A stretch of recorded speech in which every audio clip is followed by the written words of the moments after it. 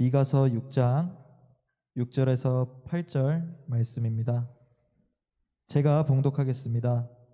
내가 무엇을 가지고 여호와 앞에 나아가며 높으신 하나님께 경배할까? 내가 번제물로 1년 된 송아지를 가지고 그 앞에 나아갈까? 여호와께서 천천의 순양이나 만만의 강물 같은 기름을 기뻐하실까? 내 허물을 위하여 내 맏아들을 내 영혼의 죄로 말미암아 내 몸의 열매를 드릴까? 사람아, 주께서 선한 것이 무엇임을 내게 보이셨나니 여호와께서 내게 구하시는 것은 오직 정의를 행하며 인자를 사랑하며 겸손하게 내 하나님과 함께 행하는 것이 아니냐. 아멘. 성경에서 제일 이해하기 어려운 내용 중에 가장 어려운 것은 하나님의 나라와 하나님의 의를 구한다는 것이 무엇인지를 아는 것입니다.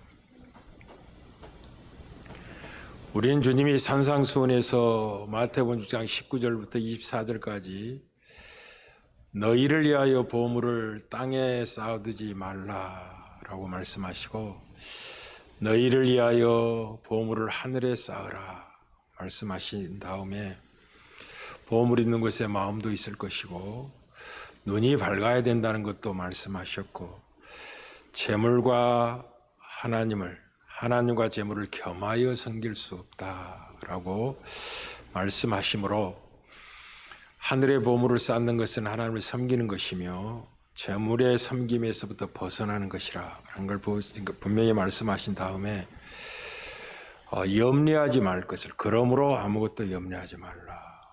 왜 염려가 보물을 하늘에 쌓아야 될 백성이 땅에 쌓는 어리석음을 만들어내기 때문에 무엇을 먹을까, 무엇을 입을까, 무엇을 마실까 염려하지 말라고 말씀하십니다. 염려한다고 길을 한 잔 더 할 수도 없고 우리의 생명과 필요를 공중의 새도 먹이시고 들의 벽에 입히시는 하나님이 친히 그의 아버지 되심에 넉넉함으로 먹이고 입힐 것이다. 믿음이 작아서는 안 된다라고 말씀하면서 무엇을 먹을까, 무엇을 마실까, 무엇을 입을까 하는 것들을 구하는 것은 이방인들이 구하는 것이라고. 너희는 이방인이 아니라 하늘에 계신 하나님을 아버지라 부르는 자녀들 아니냐 하면서 중요한 말씀을 하십니다. 그런즉 너희는 먼저 그의 나라와 그의 의를 구하라. 그리하면 이 모든 것을 너희에게 더하시리라 라고 말씀하시므로 보물을 쌓는 것과 하나님의 나라를 구하고 그의 구원을 구하는 것이 같은 이야기인데 그 사이에 염려하지 말 것을 담아 두셨습니다. 이것은 선한 일이며 구약적인 표현으로 정의와 공의를 행하는 삶입니다. 왜 하나님이 정의를 물같이 공의를 강같이 흐르게 하라 하고 아모스 선지자를 통하여 외치게 하셨냐면 또 미가 선지자를 통해 사람이 주께서 선한 것이 무엇인지를 보이셨다라는 이 말씀을 주신 이유가 이 세상은 온통 불의와 불공정으로 가득하기 때문에 그렇습니다. 악한 자의 지배 아래 떨어진 세상은 의롭지 못한 불의와 공평해야 될, 공정해야 될, 공도를 쫓아야 될 인생들이 불공정함으로 가득하고 그것을 오히려 옳다고 주장하는 이 어리석음과 미련함에 빠졌기 때문에 하나님의 나라와 그의 의를 구하는 것이 하나님의 자녀의 본분이다 라고 말씀을 하신 겁니다. 쉽게 말하면 하나님의 나라와 하나님의 의를 구하는 것은 이 땅의 정의와 공의가 시행되기를 간절히 원하는 마음이고 그렇게 간절히 원하는 마음만큼 보물을 하늘에 쌓듯이 고아와 과부와 나그네와 가난한 자를 위하여 인자의 마음을 가지고 정의를 실제로 행하는 삶이 그 악함으로부터 벗어나는 유일한 길이다라고 말씀을 하셨습니다. 오늘은 이 어려운 주제인 의와 공의가 무엇인지를 여러분들에게 말씀을 드릴 텐데 너무나 어렵기 때문에 한 예를 들어서 증언을 하도록 하겠습니다. 이제 하나님의 보좌의 기초는 의와 공의가 하나님 보좌의 기초입니다. 시편 89편 14절이죠. 의와 공의가 주의 보좌의 기초라. 인자함과 진실함이 주 앞에 있나이다 라고 이야기하고, 시편 97편 1절 2절에도 여호와께서 다스리나니 땅은 즐거워하며 허다한 섬은 기뻐할지어다.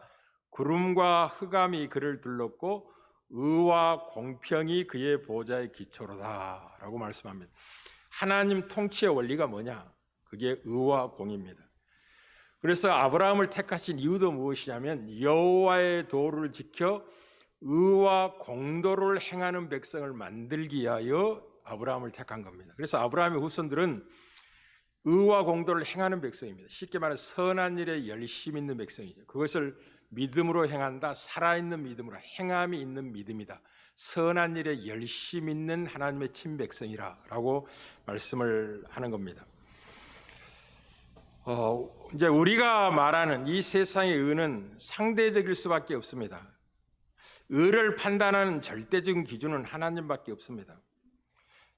성경에서 말하는 하나님의 의롭다는 것은 절대적인 기준을 가진 하나님의 의를 이야기하고, 그건 영원한 기준, 자로서의 의입니다. 그러나 사람들이 싸우는 이유가 무엇이냐면 의의 기준이 상대적이기 때문이었습니다. 서로 옳다고 하는 거죠. 내 기준에 봤을 때 내가 옳아.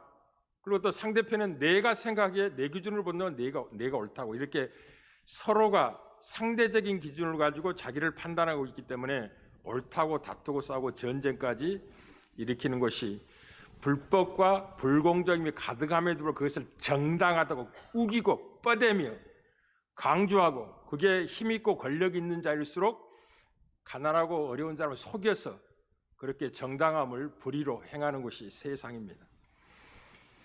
그래서 하나님의 절대적인 기준에서 의가 없다면 이 세상은 혼돈과 질서가 깨어지고 결국은 패망하고 멸망하고 말 것입니다. 이제 예수 그리스도가 오셔서 이루시는 하나님의 나라는 정의와 공의로 영원히 통치되어지는 나라입니다. 그래서 패하지 않는 나라고 사라지지 않는 영원한 나라라고 이야기를 하는 거죠. 그런 의미에서 상대적인 의밖에 가지고 있지 못하고 있는 인생들이 절대적인 의로우신 하나님 앞에 나아갈 때는 자비를 구할 수밖에 없습니다. 그리고 이 절대적인 의가 무엇인지를 말씀 안에 하나님이 담아두셨는데, 오늘은 이 문제를 집중적으로 좀 살펴보도록 하겠습니다. 우리가 살아가야 될 삶의 원리고 내용이기 때문에 그렇습니다. 선도 마찬가지예요. 무엇이 선인지를 오직 절대적인 기준을 가지는 분은 하나님밖에 없으시죠. 하나님 한 분 외에는 선한 분이 없습니다. 그래서 예수님께 이 부자 청년이 나와서 선한 선생님이여 내가 어찌해야 영생을 얻으리까? 라고 묻는 질문 앞에 예수님이 곧바로 그의 시각을 교정해 주죠. 어찌하여 선한 일을 내게 묻느냐고. 오직 하나님 한 분 외에는 선한 분이 없다라고 하여 선의 절대적인 기준은 하나님이시다라고 분명히 말씀을 하고 계십니다. 이제 불의와 불공정이 가득한 미가 선지자 시대에 하나님이 원하시는 선이 무엇인지, 하나님이 자기 백성들이 원하는 것이 무엇인지를 오늘 본문이 이야기합니다. 우리가 종교적인 열심으로 하나님 앞에 번제를 드리고 제사를 드리고 수양의 기름을 하나님께 드려서 많은 예물 들여서 하나님을 만족시키고 무엇인가 받아내려고 하는 어리석음에 대해서 하나님이 그런 것은 내가 원하는 게 아니다. 하나님이 선한 것이 무엇인지, 원한 것이 무엇인지 우리에게 알리셨는데, 그것은 오직 정의를 행하며 인자를 사랑하며 겸손하여 하나님과 함께 행하는 것이다 라고 말씀하시므로, 겸손하여 하나님과 함께 행하는 것이 인자의 마음을 가진 자가 정의를 실천한 행하는 삶에 하나님과 동행의 원리가 있다라고 분명하게 말씀을 하고 계십니다. 왜 하나님이 정의를, 공의를 그렇게 소중히 여기냐면, 우리는 시편 17편 7절에 여호와는 의로우사 의로운 일을 좋아하시나니 정직한 자는 그의 얼굴을 보리려도 가요.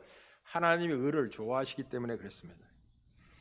시편 145편 17절에 여호와께서는 그 모든 행위에 의로우시며 그 모든 일에 은혜로우시도다 하여 하나님이 행하시는 모든 일은 의로움입니다. 이것과 반대되어 적대적인 관계 속에 어둠이 가득한 세상은 불의가 가득하죠. 그리고 불의가 가득함에도 불구하고 그걸 의라고 강조하고 뻗대는 어리석음을 만나고 간상계계로 의를 추구하는 것 같지만 실제 이런 권력을 추구하고 기득권을 유지하려는 못된 본성으로 하나님을 거스릅니다. 오늘은 이 문제를 좀 집중적으로 다루도록 하겠습니다. 성경에서 의 또는 공의 또는 정의, 공도, 공평 이런 것들을 교대로 사용하고 있기 때문에 언뜻 이해가 굉장히 어렵습니다. 의는 1차적으로 정의를 이야기합니다. 영어로 justice 이런 말이고 히브리어로는 미스파트라는 뜻입니다. 이 의라는 것은 휘어지지 않는 것 이런 말입니다. 자가 휘어지지 않고 곧바로 서 있는 것을 이야기하죠. 기본적으로 인간을 공평하게 대우한다는 뜻입니다. 인종이나 사회적 지위와 상관없이 옳고 그름에 따라 유무죄를 따라 동일한 벌을 주기도 하고 동일한 보호와 상을 주기도 하는, 권력을 가진 자로서 편들어줘서도 안 되고 약한 자라고 해서 업신여겨서 안 되고 동등한 자로 휘어지지 않는 자를 가지고 관계를 맺는 것, 이것을 의라고 합니다.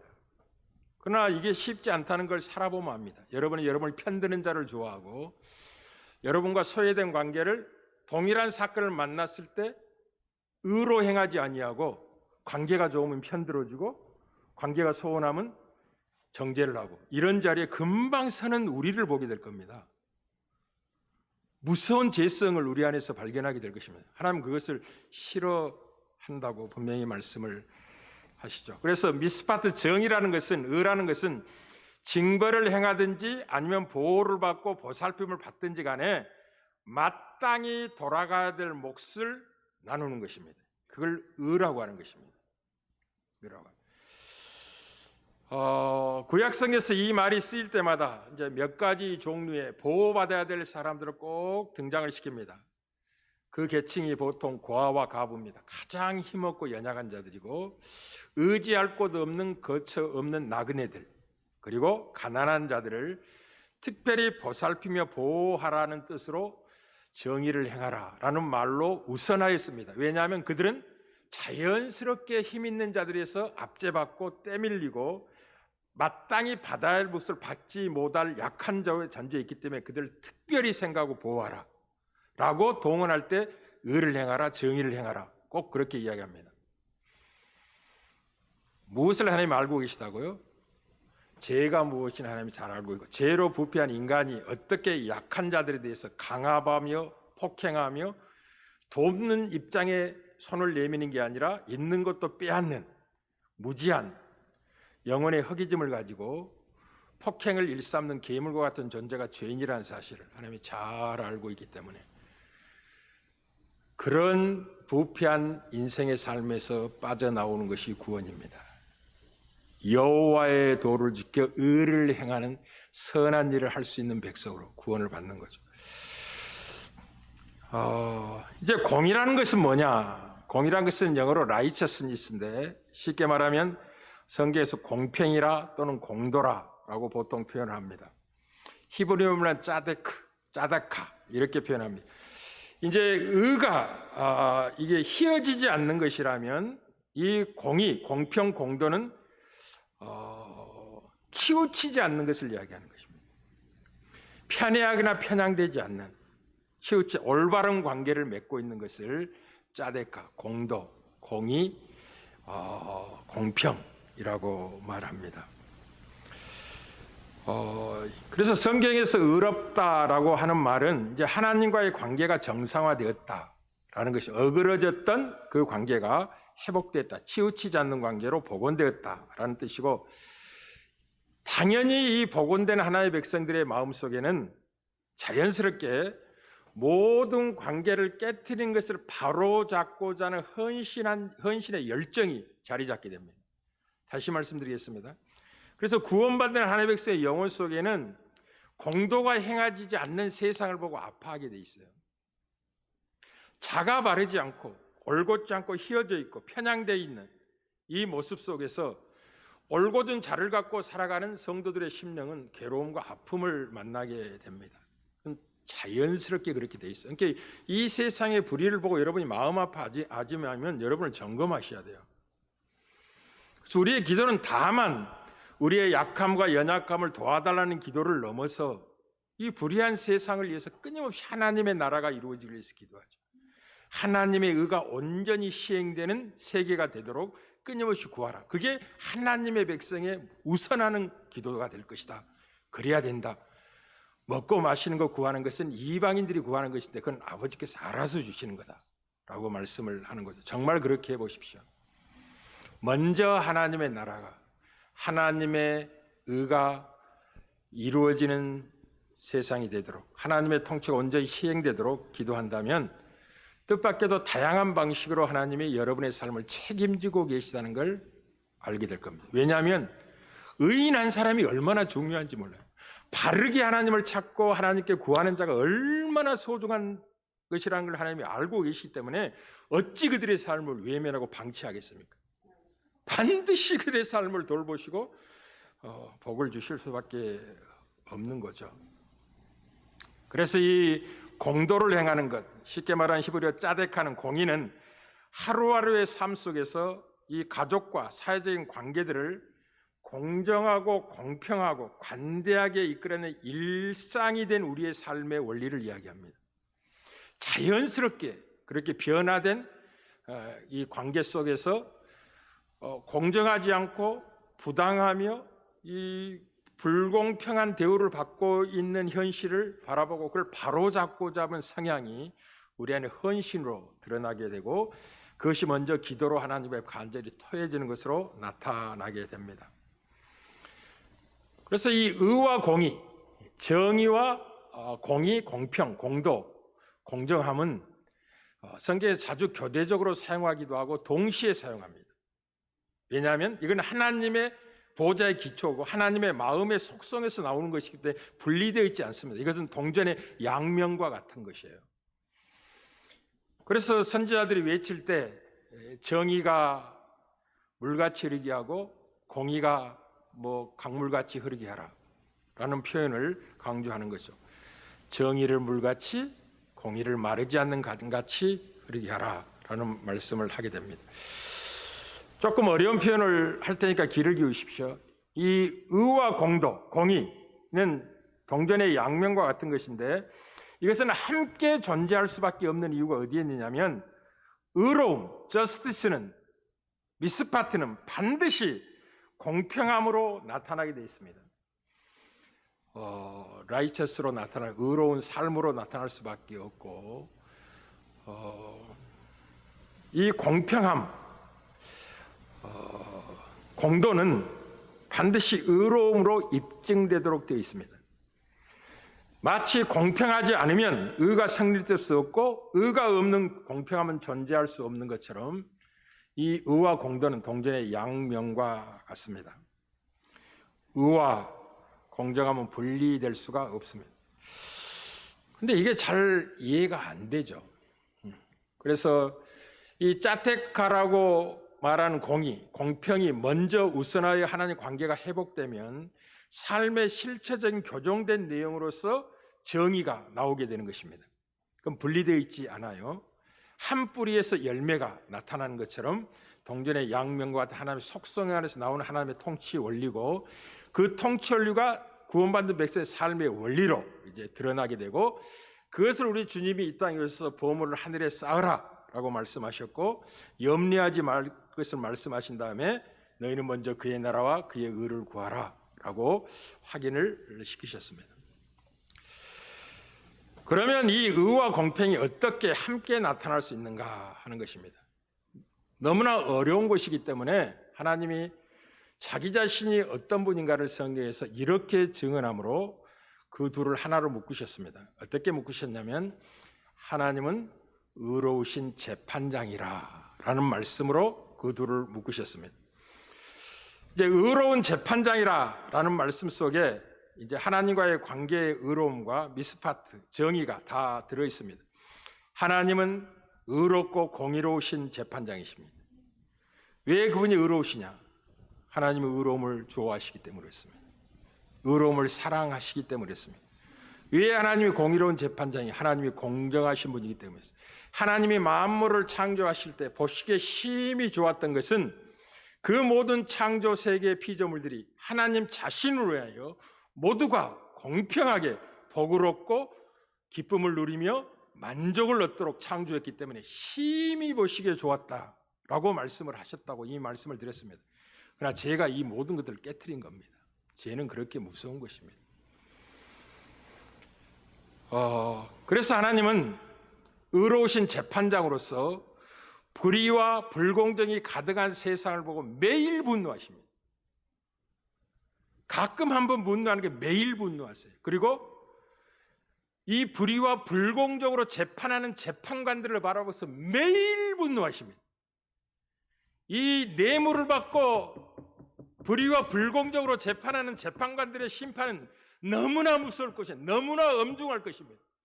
재판이라는 것은 판사나 검사나 변호사라는 직위는 한 사람의 운명을, 한 시대의 악함을 어그러뜨릴 수 있고 바로 세울 수 있는 아주 소중한 자리이기 때문에 심판도 엄중합니다. 그래서 불의와 불공정이 가득한 세상을 바라고 하나님 매일 분노하시며 이 불의와 불공정하게 재판하는 재판관들을 보고서 매일 하나님이 분노하십니다.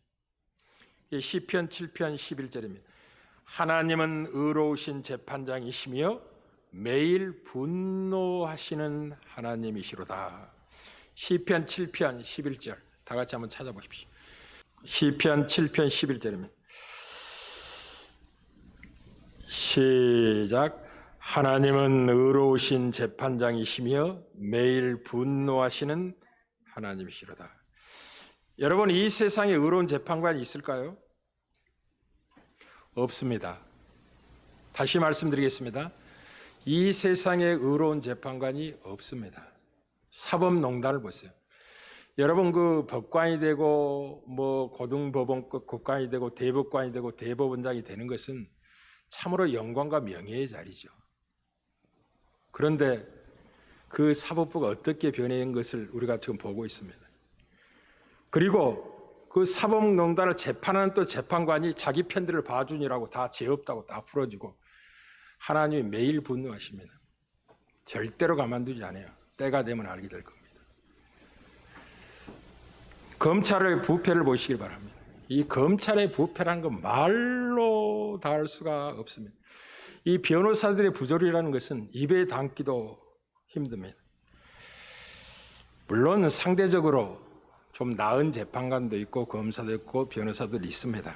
그러나 한꺼풀 딱 양파 껍질을 벗겨놓고 들여다보면 그 속이 똑같다는 걸 알게 될 겁니다. 여러분, 장관들이나 어떤 장관 직위에 합당한 분들을 세우기 위해서 청문회를 하다 보면 좋다고 해서 이게 세우거든요. 근데 실제로 딱 해서 뒤를 까봤더니 온갖 흠이 가득한 걸 보게 될 겁니다. 어느 한 사람 예의 없이 모두가 그렇다는 걸 보게 될 겁니다. 그게 죄인 인간이에요. 그래서 이 땅에는 의로운 재판관이 없습니다. 상대적으로 좀 의로운 인생이 있을 뿐이죠. 마치 썩어 문드러진 양심의 화인을 맞고 재판하는 인생들 같습니다. 그리고 그렇게 하는 것이 정당하다고까지 외치기도 합니다. 지금부터 잘 들으십시오. 이것을 좀 바로잡아 보려고 하면 기득권 세력을 총동원해서 저항합니다. 거기에 기생하고 살아온 언론이나 재벌들이 힘을 보태고 그 기득권을 유지하기 위해서 온갖 저항을 하게 됩니다. 그리고 한 사람을 집중적으로 공격함으로 조금 의를 이야기하고 이 불공평을 공정하게 잡아보고자 하는 세력에 대해서 그냥 벌떼가 달려들듯이 흠을 내고 몰아세웁니다. 왜냐하면 자신들의 정체를 감추어야 되기 때문에 그렇습니다. 잘 들으십시오. 이런 것들이 이제 세상에 가득한 것을 보게 되면, 불의와 불공정이 가득한 세상을 보게 되면 빨리 죽었으면 좋겠다는 생각이 들어요. 정말 왜 하나님의 나라가 빨리 임하지 않는지, 언제까지 이런 것들을 봐야 되는지, 언제까지 고통을 참아내야 되는지 참 힘이 듭니다. 그래서 밤에 잠이 안 와요. 정말 그렇습니다. 밤에 잠이 안 와요. 재판은 돈으로 오염이 되어 있습니다. 여러분 재판을 한번 해보시면 알 겁니다. 돈 싸움이라는 것을. 판사와 검사와 변호사가 뒤에서 은밀하게 뇌물을 받아먹고 짜고 치는 고습을 합니다. 특별히 이권이 많을 때 더욱더 그렇게 합니다. 그래서 순진한 사람들이 재판에 가서 호소해서 바르게 잡아야지. 어리석은 이야기입니다. 아주 작은 일들. 이런 것들이야 그렇게 하지만 정말 떡고물이 많이 떨어지고 이권이 많이 걸린 것은 그렇게 판단하지 않습니다. 세상의 무서움을 이제 아셔야 될 겁니다. 그래서 하나님은 매일 분노하십니다. 어떤 자들에게 제일 분노하느냐? 기득권 세력과 야합하여, 잘 들으십시오. 원래 이 재판의 자리는 정의와 공의를 행해야 될 자리잖아요. 그래서 가난한 자들을 신원하고 힘 있는 자들이 불법으로 가난을 압제하여 이득을 취하려고 할 때 바르게 잡아주는 역할이 이 재판관들이 해야 될 가장 소중한 역할이거든요. 그런데 그들이 뇌물을 받고 그 뇌물은 다양합니다. 명예일 수도 있고 권력일 수도 있고 관계의 형성일 수도 있습니다. 내일에 대한 보장일 수도 있습니다. 그런 것들을 얻기 위해서 이 과와 과부를 학대하면 금방 눈치를 채니까, 잘 들으시면 과와 과부를 학대하면 금방 눈치를 채니까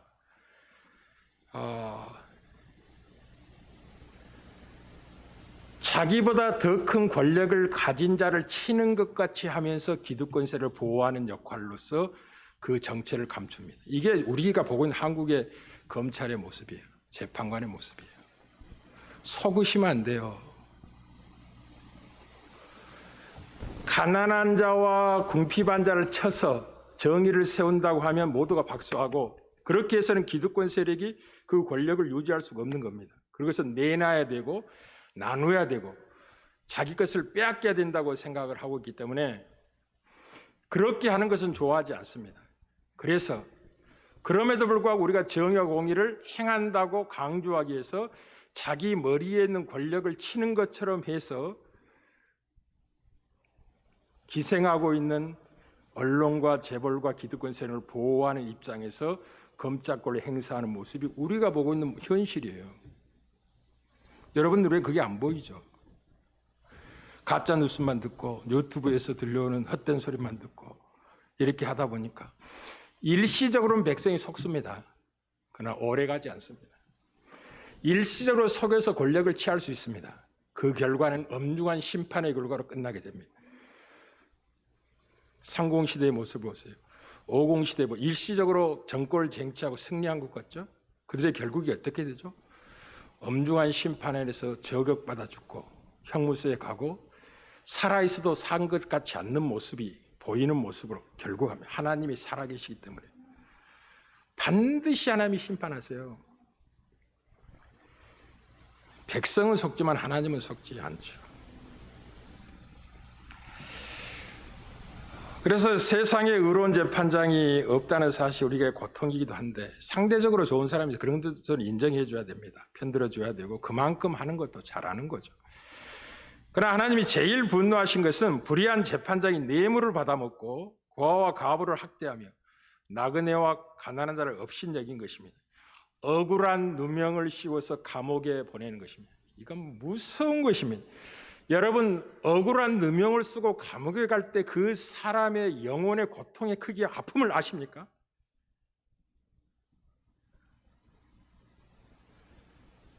절대로 해서는 안 되는 거예요. 근데 불의한 재판관들이 그렇게 하는 거죠. 그래서 하나님이 이렇게 말씀하십니다. 신명기 10장 10절 19절입니다.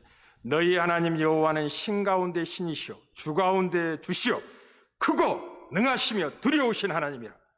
그 하나님은 사람을 외모로 보지 아니하시며 뇌물을 받지 아니하시고 고아와 과부를 위하여 정의를 행하시며 나그네를 사랑하여 그에게 떡과 옥을 주시나니. 이렇게 하나님이 이런 분이라고 하는 것은 자기 백성을 향하여 너희들은 나를 닮아야 된다, 나처럼 행해야 된다는 것을 말씀하고 있는 거예요. 하나님 자신을 계시하는 것은 자기 백성이 어떤 삶을 살아야 될 것을 하나님이 계시를 통해서 말씀하는 거예요. 내가 사람을 예모로 보지 않고 뇌물을 받지 않는 것처럼 너희들도 사람을 예모로 보지 말아야 된다. 우리는 야고보서에서 이 사실을 중요하게 다루고 있죠. 교회에 한 부환자가 아주 비싼 옷 화려한 옷 입고 오면 어서 오십시오, 이곳에 앉으십시오 이렇게 하면서도 가난하고 헐벗고 하는 자가 오면 무시하고 없으니까 안 된다. 그건 하나님이 원하는 것이 아니다 라고 분명하게 말씀하시죠. 뇌물을 받지 않는 건 너무나 중요합니다. 이 뇌물이라는 것은 모든 공정함을 깨트리는 원인이에요. 뇌물을 받고도 정직하게 공정하게 판단할 사람은 아무도 없습니다. 하물며 이제 요즘은 그 스승의 주일이 거의 없어졌습니다만은 5월 15일은 교사주의라고 해서 예전에는 부모님들이 자기 자녀들 잘 가르쳐 달라고 선한 마음으로 그렇게 하는 겁니다. 특별한 때 자주 하고 싶지만 그럴 수 없기 때문에 그날에 이제 좀 선물도 갖다 드리고 선생님을 공경하죠. 그건 나쁘지 않다고 생각합니다. 그러나 그것을 받으면 어떻게 되느냐? 그때부터는 이제 편애가 시작됩니다. 봐주고 세워주고, 그렇지 못한 가난한 자녀들은 무시하고 외면하고 이렇게 되어지고 있는 게 인간이에요. 그래서 뇌물을 받지 않는 건 너무나 중요한 것입니다. 그리고 하나님이 고아와 가후를 위하여 정의를 해가신다는 거죠. 보물을 하늘에 쌓도록 우리에게 말씀하신 것, 나그네를 사랑하며 그에게 떡과 옷을 주신 하나님인 것은, 이 나그네를 잘 대접하는 건 굉장히 중요합니다. 야고보서도 다루죠. 부지 중에 나그네를 한번 잘 대접하다 천사를 만난다. 그게 아브라함의 이야기를 그렇게 하는 겁니다. 아브라함의 이야기. 부지 중에 나그네를 대접하 예수님을 영접하게 됩니다. 만나게 됩니다. 그래서 예전에는 우리가 사는 때만 해도, 우리 부모님 세대만 해도 나그네를 잘 챙겼습니다. 실제로 거지들과 고아들도 많았고요. 이 못 먹는 사람들이 오면 꼭 상을 차려줬습니다. 다만 이 밥그릇에 밥 나물 몇 개 줘서 보내는 게 아니라 모셔 들어가지고 이렇게 상을 거다하게 차려서 좀 편히 드시고 가십시오라고 이야기했습니다. 요즘은 어디 그렇게 합니까? 그만큼 악한 시대가 되고 만 거죠. 먹고 배부른 것이 사람을 고급스럽게 만들지 못하는 거죠. 그래서 기억하십시오. 이 성경적인 정의는 가난한 자를 향하여 당연히 관심을 갖게 되는데, 관심을 갖는 것을 넘어서 모든 어그러진 관계를 바로 잡고자 하는 열심과 헌신으로 나타나게 됩니다. 사랑을 행하는 삶으로 나타나게 되는 거죠. 그래서 여러분들에게 눈이 강조드렸습니다. 우리 젊은이들이 저를 보세요. 우리 젊은이들 좋은 직장, 사업도 잘하십시오. 그리고 많은 재물을 얻으십시오. 그러면 어떻게 하라 그랬죠? 재물이 여러분의 손에 들어온 순간 누구를 생각하라고? 하나님을 생각하라고. 하나님. 왜 주셨는지를 생각하라고. 둘째는 여러분의 부모를 생각할 줄 알아야 됩니다. 반드시 생각이 그쪽으로 가야 돼요. 그런 다음에 여러분이 책임 맡고 있는 자녀들과 아내와 가정을 생각을 하시고, 그 하나님을 생각하는 삶 속에 이웃을 사랑하는 삶이 들어 있습니다. 그러니 소득이 많이 거둬들인 은혜를 입었다, 봉급을 남보다 많이 받는다면 내가 똑딱해서 좋은 직장에 다니니까 남보다 더 고생을 많이 해서 공급을 많이 받는다고 생각하면 안 됩니다. 그건 이방인들이 생각하는 거예요. 섬기라고 주신 거예요. 섬기라고. 나누라고. 그러니 쌓고 모아서 아파트가 두채, 세채, 네채 갖는 게 복이 아닙니다. 그건 화입니다. 화. 반드시 심판을 받게 됩니다. 무엇이 복이냐? 먼저 수고했기 때문에 먼저 먹는 건 정당합니다. 자기가 먹고 가족을 챙기고 장래를 위해서 안전한 집을 마련하고 그건 당연합니다. 그것으로 충분합니다. 그것으로 넉넉합니다. 두 채 있을 필요 전혀 없습니다. 만약 이 사회가 정의와 공의를 행하는 사회라면 이런 난리가 안 나는 거죠. 아파트값이 이렇게 오를 이유가 없는 거죠. 세상에. 그 불공정을 한번 바로 잡아보려고 했더니 벌떼처럼 뛰어들어서 우리를 부자들에게 만들어달라고 하니까 다시 정책을 바꾸고 깎는 모습을 보고 야, 저들은 참 지도자가 아니다. 사람들에게 인정받으려고 결국 저렇게 한다. 하나님의 뜻대로는 잠시 미움을 받고 뭐 0%로 인기가 떨어질 수 있죠. 그러나 그건 잠시입니다. 권력이 자기 손에 떠나고 새로운 인생이 펼쳐질 때 백성들은 나중에야 깨닫게 됩니다. 아, 그분이 옳았구나. 그분이 정의로웠구나. 그때서야 진정한 지도자를 인정을 하게 됩니다. 바로 인정받으려고 하면 반드시 실패해요. 그런데 우리 정치권의 모습을 보세요. 어리석은 비둘기들 같지 않습니까? 당장 표가 된다고 생각하면 이리 입술에다가 저리 입술 왔다 갔다 우왕좌왕하면서 어찌할 줄 모르는 모습을 보이고 있지 않습니까? 못난 모습들이죠. 이 미가서의 외침은 아모스 선지는 이렇게 외쳐 동일한 외침이었습니다. 아모스서 5장 21절 24절입니다. 내가 너희의 절기들을 미워하며 멸시하며 너희 성회들을 기뻐하지 아니하나니 너희가 내게 번제나 소제를 드릴지라도 받지 아니할 것이요 너희의 살찐 희생의 화목 제물도 내가 돌아보지 아니하리라. 우리 오늘 본문 아모스서의 전반부의 말씀과 똑같은 거죠. 전반부의 아모스서는 이제 다른 각도에서 말씀을 했죠. 그러면서 이렇게 말씀하십니다. 내 노랫소리를 내 앞에서 그칠지어다 내 비파 소리도 내가 듣지 아니하리라. 무슨 말이죠? 심판이 가깝다는 거죠.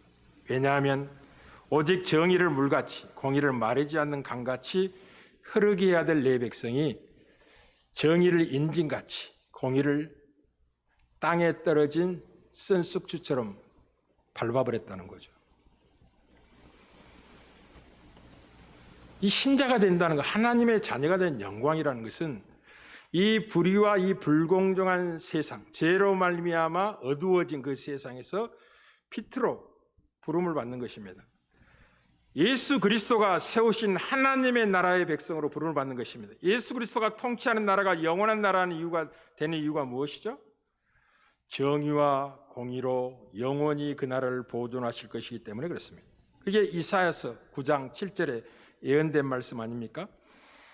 그 정사와 평강에 대함이 무궁하며 또 다윗의 왕자와 그의 나라에 군림하여 그 나라를 굳게 세우고 누가? 한 아이가 예수 그리스도가 메시아가 지금 이후로 영원히 정의와 공의로 그것을 보존하실 것이라 만군의 여호와 열심히 이를 이룰 것이라 라고 합니다.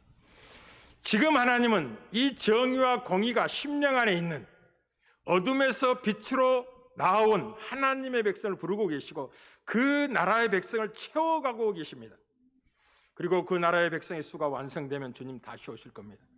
그리고 진짜 정의와 공의가 통치되는 나라가 얼마나 영광스럽다는 것을 맛보게 하실 겁니다. 누리게 하실 겁니다. 지금 우리는 이제 그 나라의 백성들로서 선한 일에 열심을 내셔야 됩니다. 그리고 미가 선지자를 통해 하나님이 선한 것이 무엇인지를 보이셨습니다. 오직 정의를 행하며 인자를 사랑하며 겸손하여 내 하나님과 함께 하는 것이라 하고 말씀을 하셨습니다. 이것을 주님은 하늘의 보물을 쌓는 일이라고 말씀드렸고 하나님의 나라와 하나님의 나라를 구하는 것이라고 말씀을 하셨습니다. 그러니 염려하지 마십시오. 여러분이 먼저 하나님의 나라와 하나님의 의를 구한다면 이방인이 구하는 것은 하나님이 알아서 주십니다. 알아서 주십니다. 넉넉하게 먹이십니다. 넉넉하게 입히십니다. 누리는 은혜가 있기를 주의 이름으로 축복합니다.